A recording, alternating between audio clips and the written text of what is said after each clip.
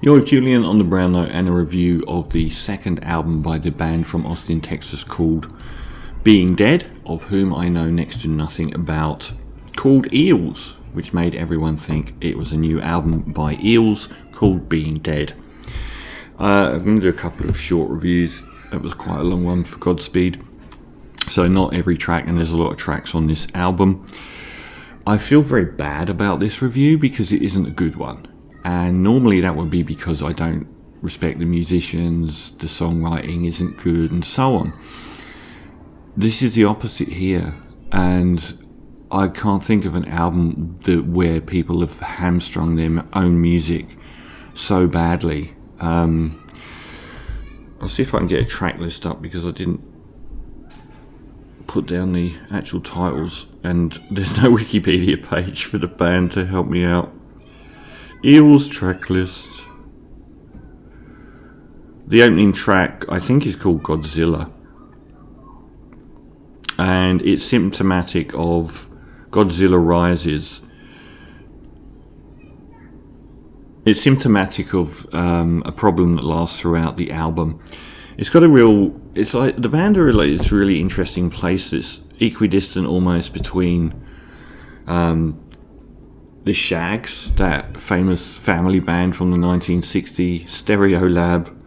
The Gun Club is their most interesting sonic relationship. The Gun Club is an amazing band from the early 80s, very, very influential band from the early 80s, and maybe the Pixies, and they're kind of in the middle. The opener's got this real 60s girl band paired with surfer music, very sort of open melodies on the vocals and the harmonies, which are very strong.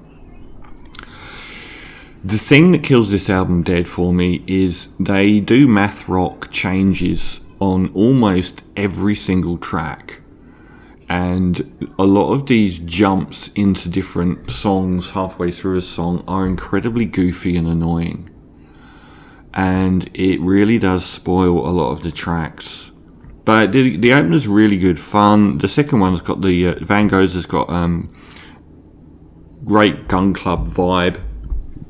And check out the debut album by the Gun Club, which is an essential album, particularly if you like bands like Japandroids, who actually covered a track from that album on Celebration Rock. They're back with a new album, which is apparently not very good. The drumming as well is on point.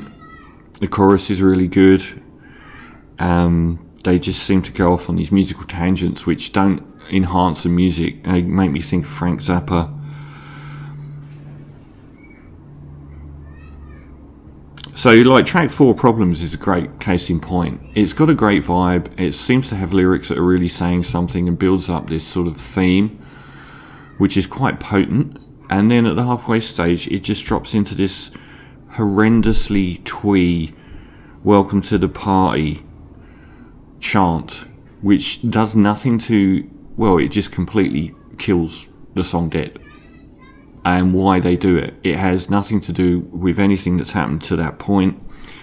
And I thought that the lyrics themselves were actually building into saying something, and then there's this guy just doing this twee chant along for a minute of saying welcome to my party, and it's so twee. I thought track 9 was quite Radioheady, Big Bovine, sort of like the bass and the drums, very sort of King of Limbs / The Smile, and again goofy left turns. Rock and Roll Hurts nearly pulls it off by not doing that so much, but there's a few seconds of this chick laughing uproariously in the middle, which doesn't add anything to the tracks at all. Good Night is one of the least abused songs and therefore one of the best on the album. So these guys are hugely talented. They've got the songs, they've got the musicality, it's well produced. It sounds like, you know, the poppier end of Pixies sort of music at times. Very strong vocal melodies and harmonies as well, and vibe. It's just that virtually every song on this album is, I just wait for it to just turn into, it's like someone's taken like a very good alt rock album and at the halfway stage has inserted 30 seconds of chipmunk music from the Chipmunk Show with like high-pitched voices and twee stupidity, and it just destroys the album for me. It's not something I'm going to go back and listen to, so unfortunately I'm going to give, against the wall of critical acclaim this album has got, I'm going to give Being Dead Eels a 4 out of 10. Sorry.